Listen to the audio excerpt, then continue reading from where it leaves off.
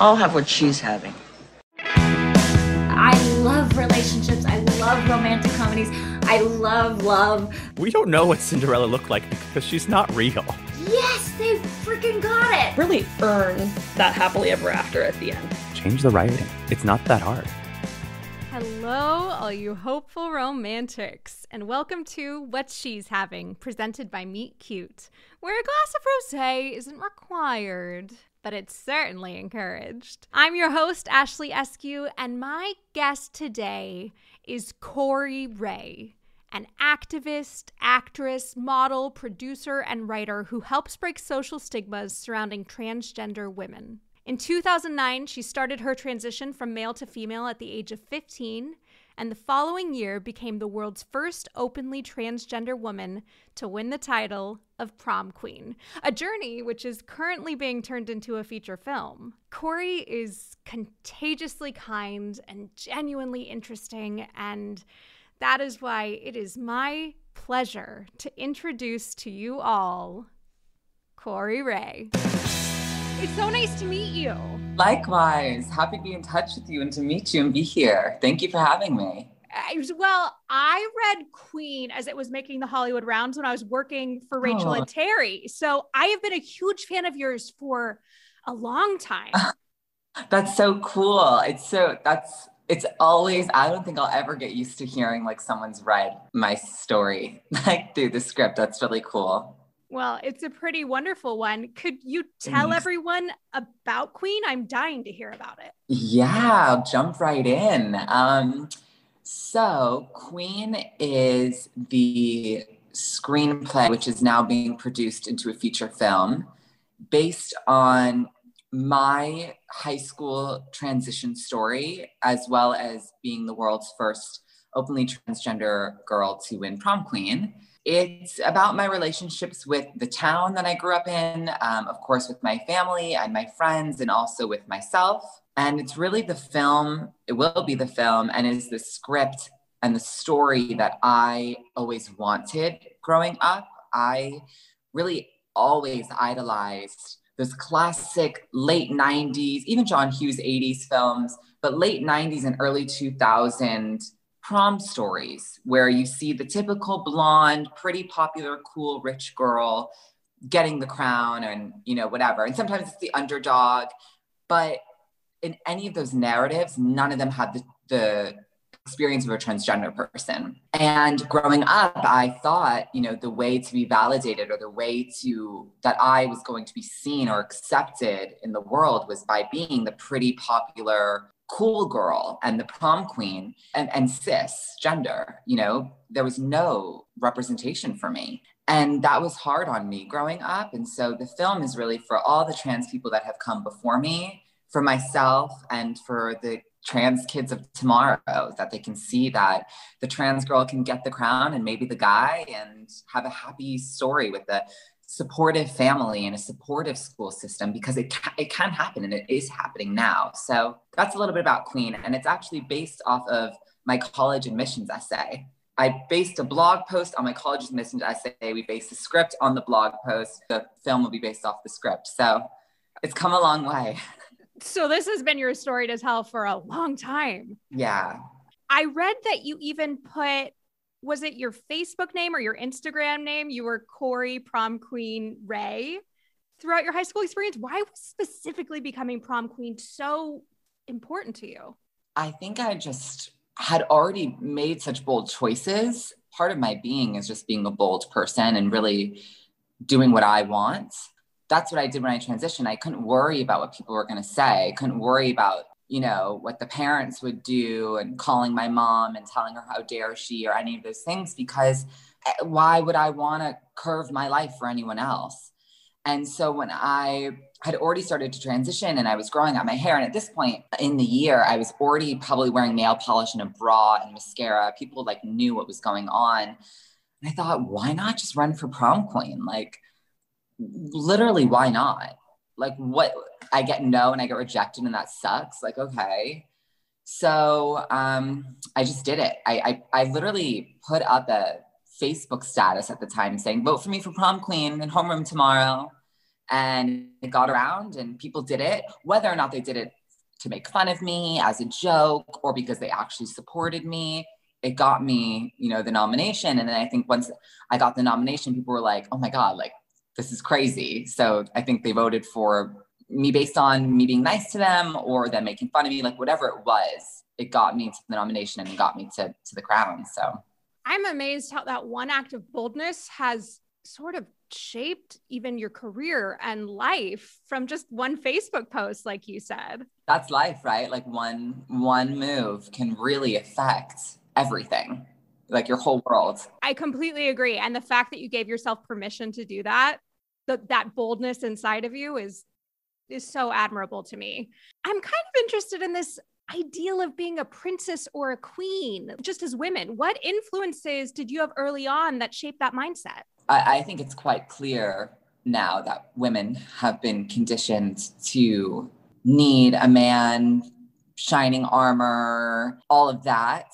Where I got those influences from are definitely Disney. I love Disney. Like my favorite princess was the Little Mermaid, who quite literally gave up, you know, her home and her voice to have legs for a man. We take that in and we become conditioned by those influences. Same thing with those movies. You know, She's All That, Never Been Kissed, Clueless, Mean Girls, even Legally Blonde, you know, Dumber Down, Blonde, Skinny, all these things I saw. That's what the girl got. She got everything she wanted in the end. So I internalized that as, oh, well, I need to be not trans. I need to be what everyone sees as the ideal woman. And then maybe I'll find love or get prom queen or go to Harvard, you know, or whatever it is. And it's unfortunate.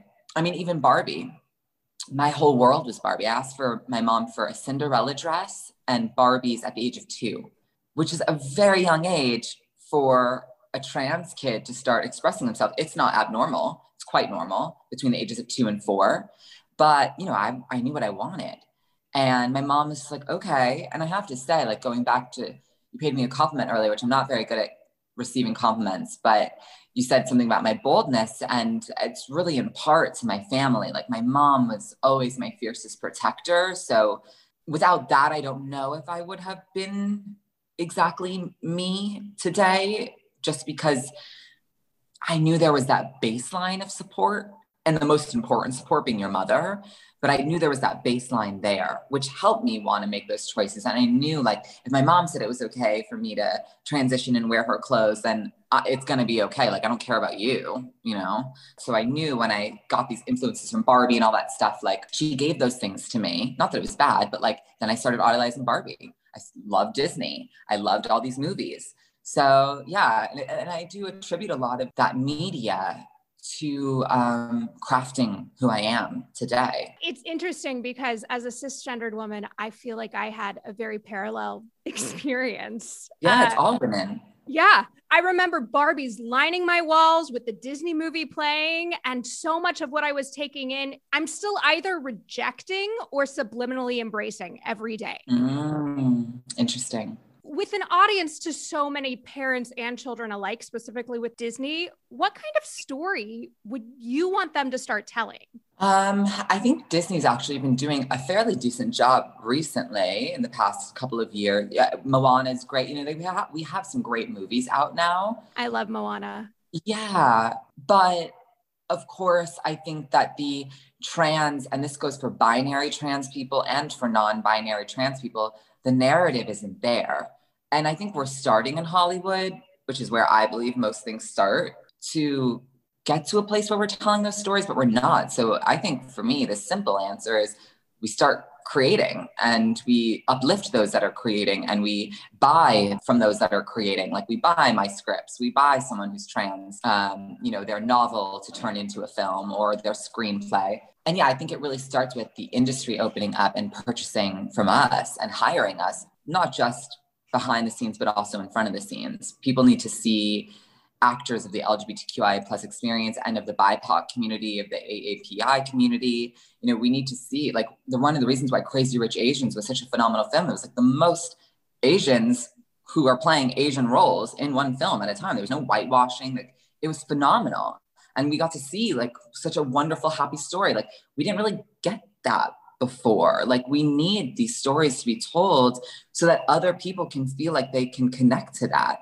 So it's about the industry really getting ready to take the risk of losing their middle American market or their global market and making stories that need to be told. And I think that's why Queen is going to get made. And that's why we partnered with the production company that we partnered with, because they are telling a variety of different stories, all different, that are at the end of the day are just good for people and good for the world and progressing the narratives of inclusion. It's Red Crown that acquired Queen, correct?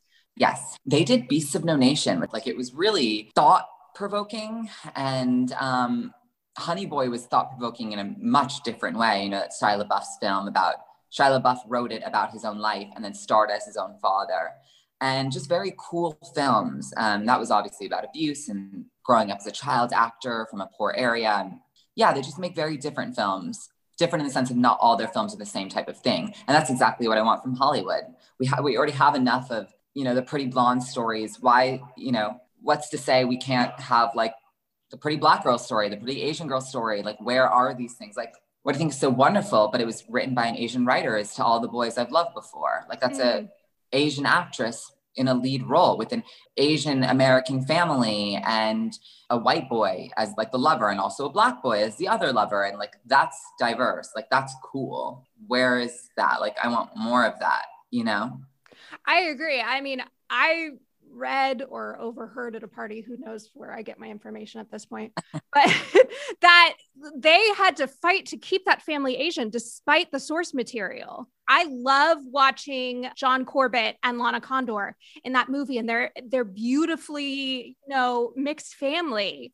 I'm so interested in that story. And the fact that anyone would question that in this day and age blows my mind. Especially because it was the writer's, I think it wasn't her experience. I don't remember if it was her experience specifically or just like something she like wrote based on something of herself, but like, why would they whitewash? That makes no sense. Also, I always just see him as Aiden in Sex and the City. Like, right? Yes. Like, he's always Aiden to me.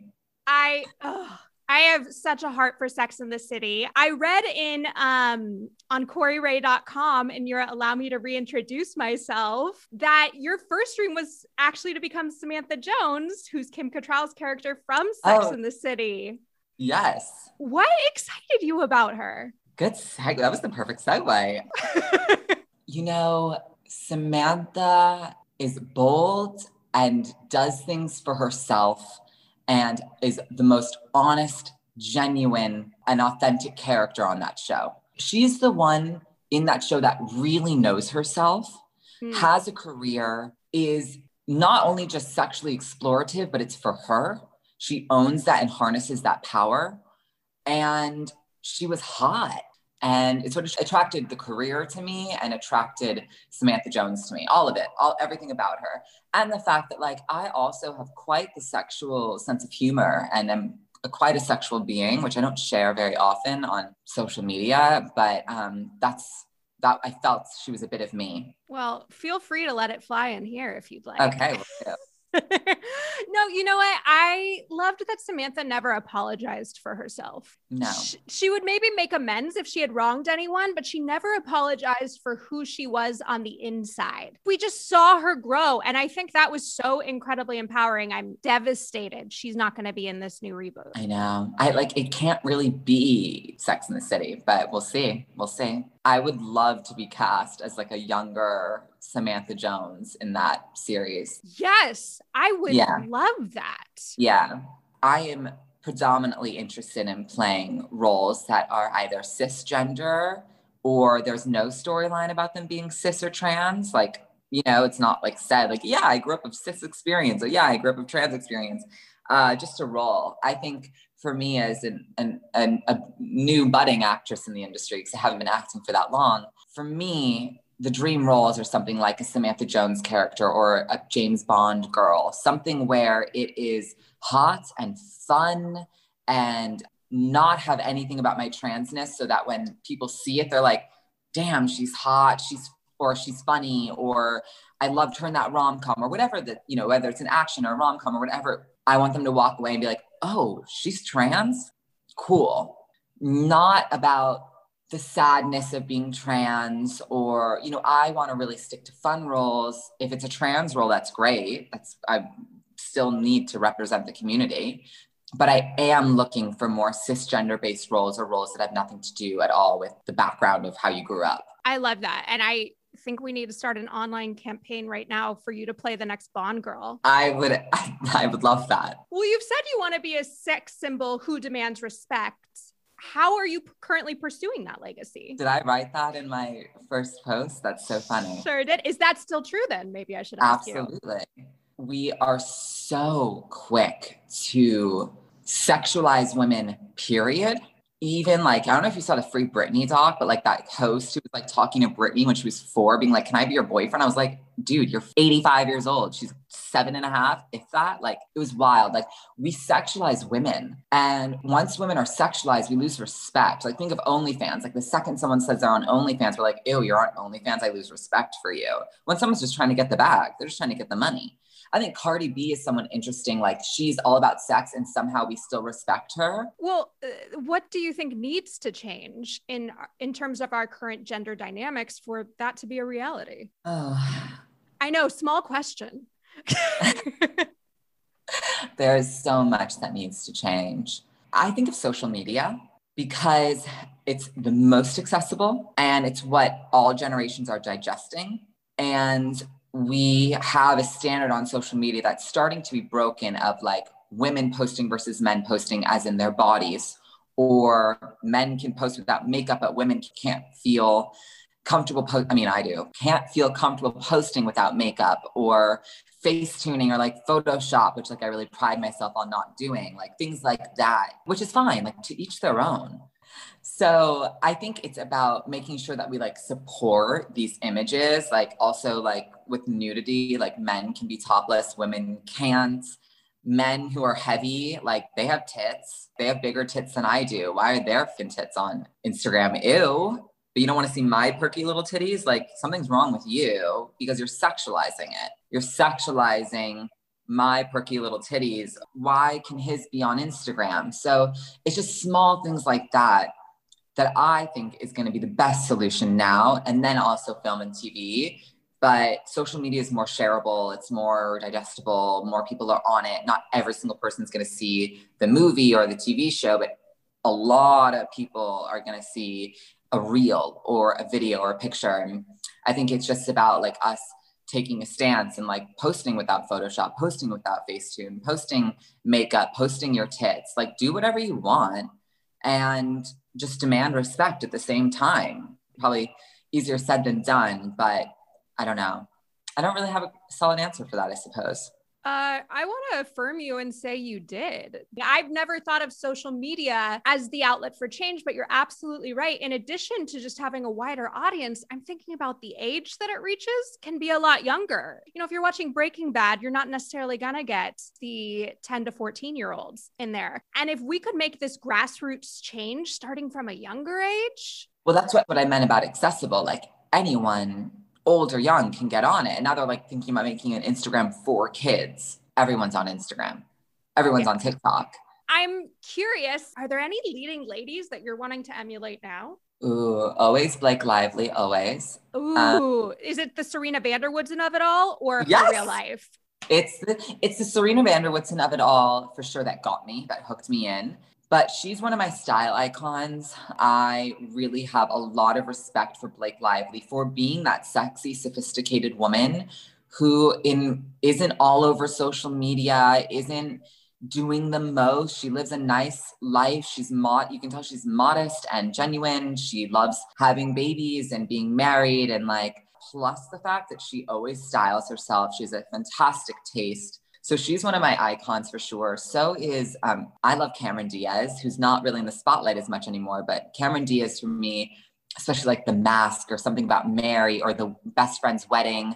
Like I love classic Cameron Diaz, Charlie's Angels, Cameron Diaz. I also really love Victoria Beckham. I'm seeing it now. Like it's just for me, I guess it's not about being overtly sexual. Like Samantha Jones was overtly sexual, but she wasn't too overtly sexual.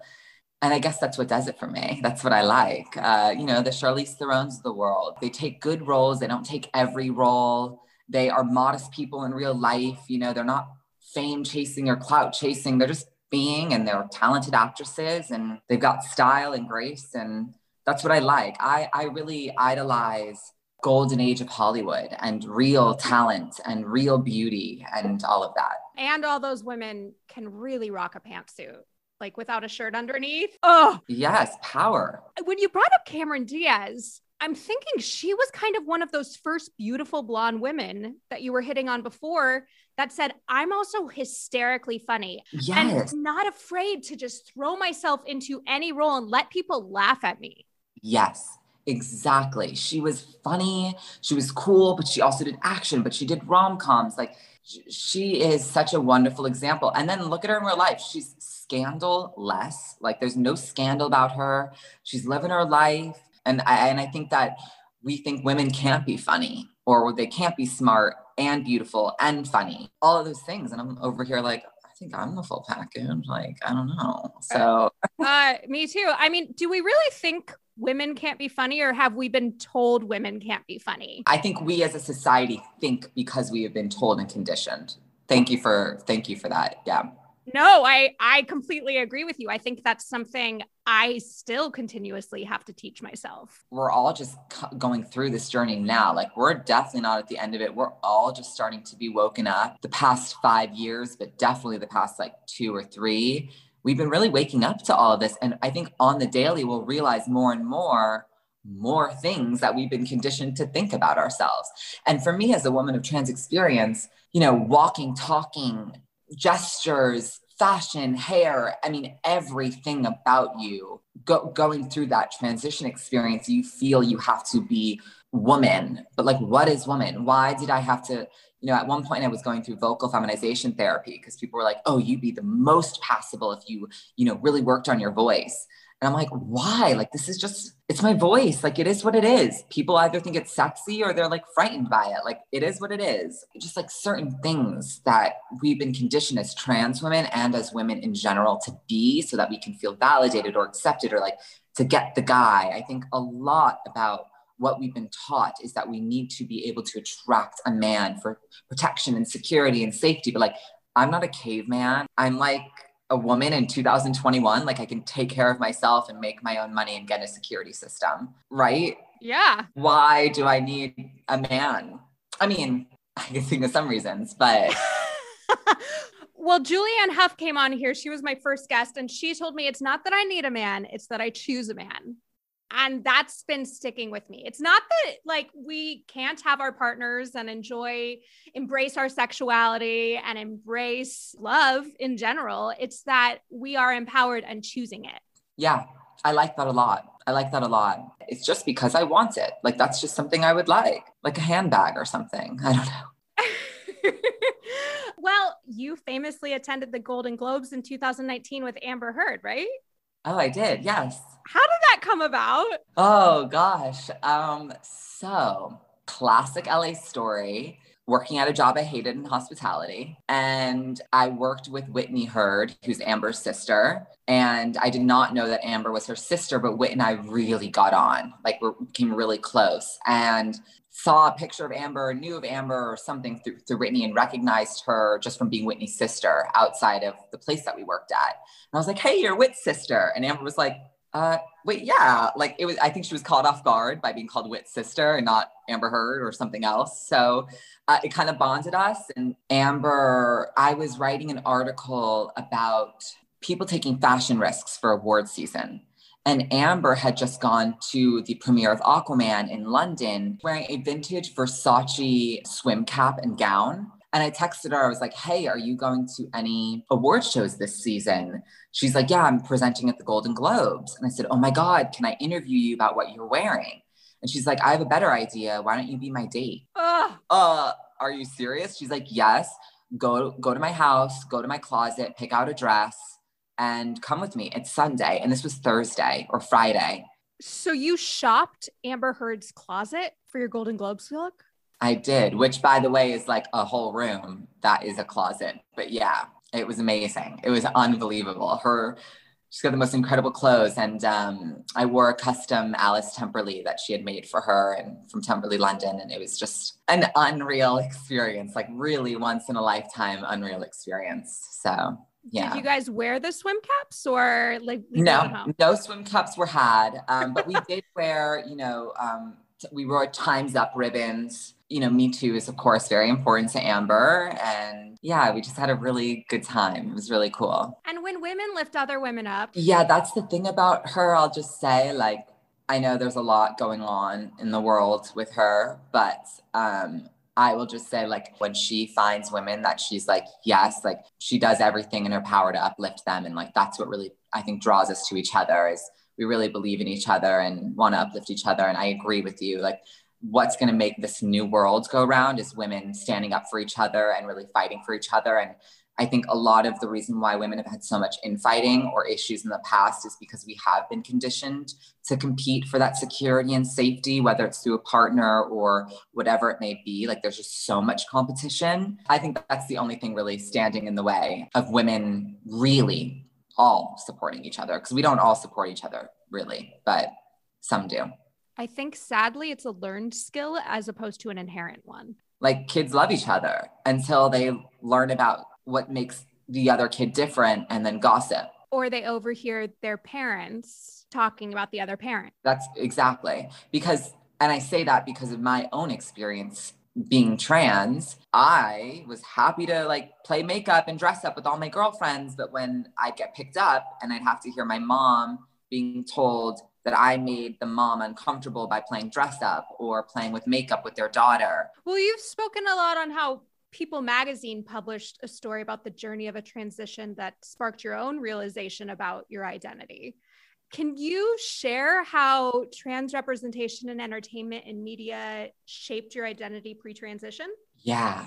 I mean, that People magazine was really the turning point of my entire existence. Oh. It was an article of a female to male transgender teenager. And he had said in the article, I actually don't know if they go by they or he, but he had said in the article, I'm trans and I'm trapped in the wrong body. And that's when I finally found a term that made me realize who I was. Because before that, I thought I was the only person on planet Earth who felt that way. How could I have known? There was no trans representation. There was no cartoon or movie or billboard or anything that talked about trans in a good way, at least, or for a kid to see. I'm sure there were, films like Boys Don't Cry and stuff, but I wasn't seeing that at 4 years old.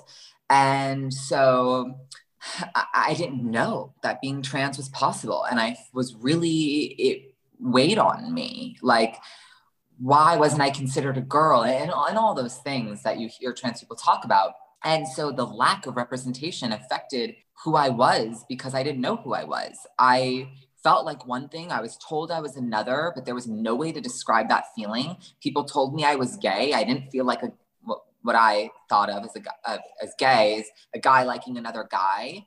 And I felt stuck and trapped.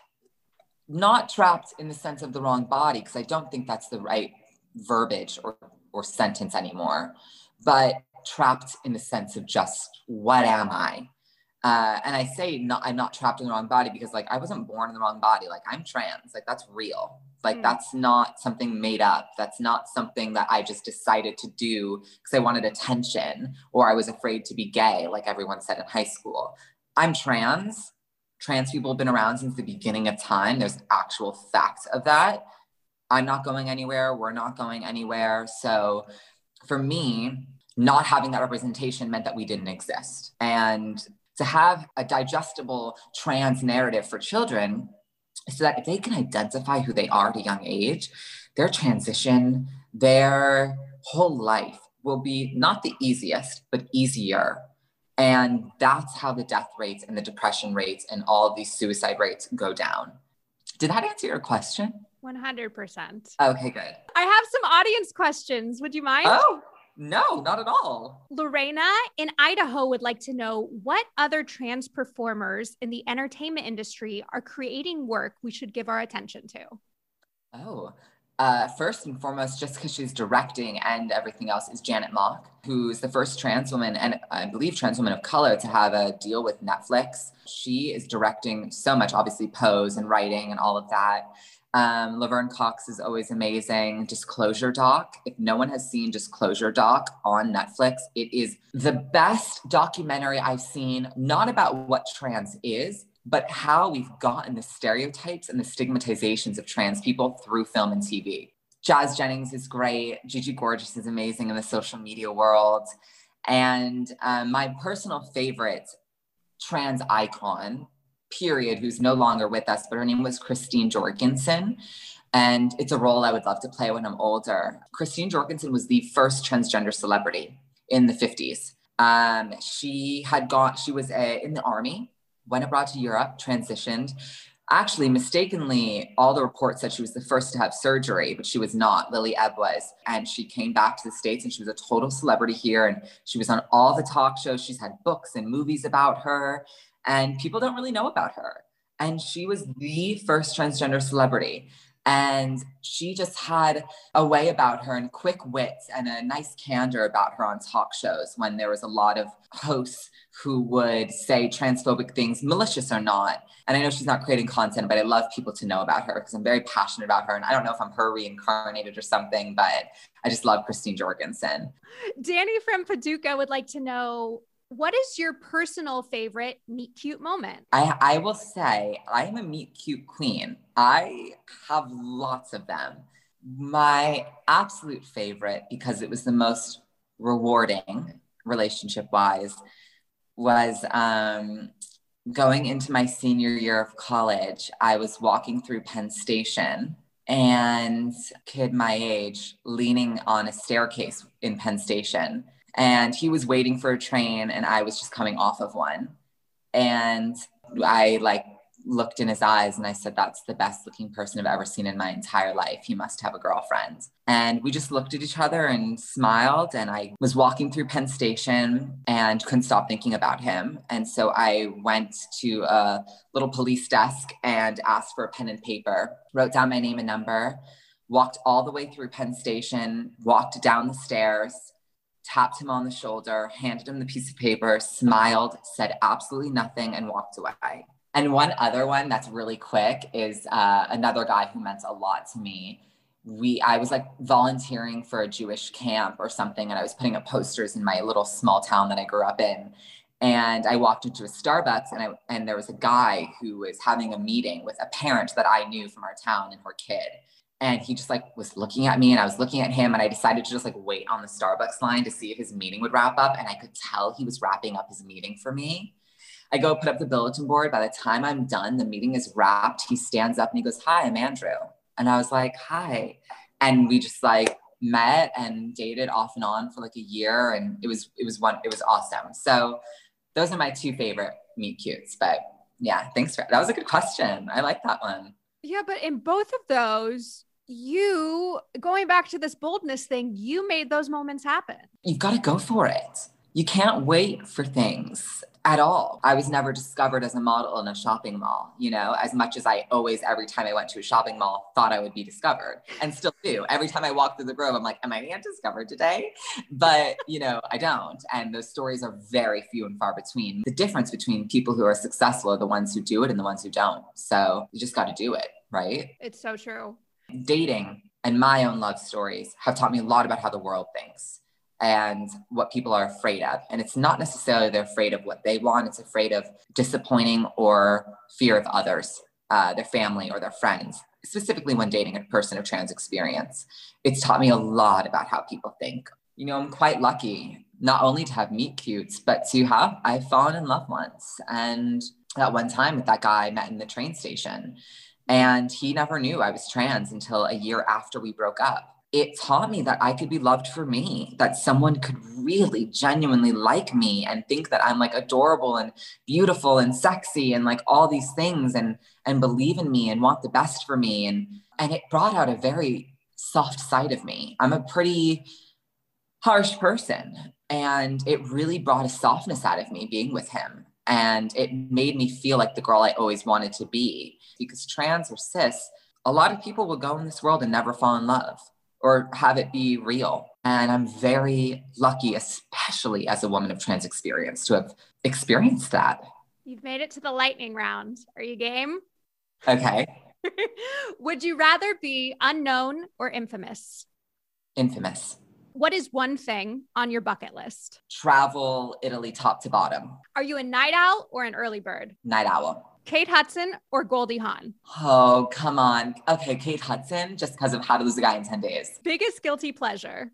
Sweets and weed. And what is the greatest act of love you have ever witnessed? My mom supporting me. That's a big one. Yeah. We ask everyone that question. I'm always amazed how often it goes back to a parent's love. Really? Yeah. Oh, that's something to be said for sure. Well, Corey, I could talk to you all day. Thank you so much for being here. Oh my God, of course. Thank you for having me. Oh my gosh, I meant what I said. I could have talked to Corey for hours. If you want to reach out to Corey, visit her on Instagram at I'm Corey Ray or her website, CoreyRay.com. Today, Corey and I talked about Moana, The Little Mermaid, Cinderella, Legally Blonde, Clueless, 10 Things I Hate About You, Sex and the City, Crazy Rich Asians, and I'm still going because Corey had a lot to say. To all the boys I loved before, Beasts of No Nation, Honey Boy, Framing Britney Spears, the documentary, The Mask, Something About Mary, My Best Friend's Wedding, Charlie's Angels, Gossip Girl, Boys Don't Cry, and How to Lose a Guy in 10 Days. Ooh, girl knows how to make a reference. If you are in the mood for other contagiously strong women, I encourage you to head over to Meet Cute and listen to another guest of ours, the brilliant Julianne Hough, in Transformation. Please remember to rate, review, and subscribe What She's Having on Apple Podcasts or Spotify or wherever you get your podcasts. And reach out to us on Instagram at Meet Cute or on Twitter at Listen Meet Cute for any questions, stories, guest suggestions, or favorite Meet Cute moments. Thank you again to Corey Ray. I could not adore you more. And until next time, I'm Ashley Eskew, and I'll have what she's having.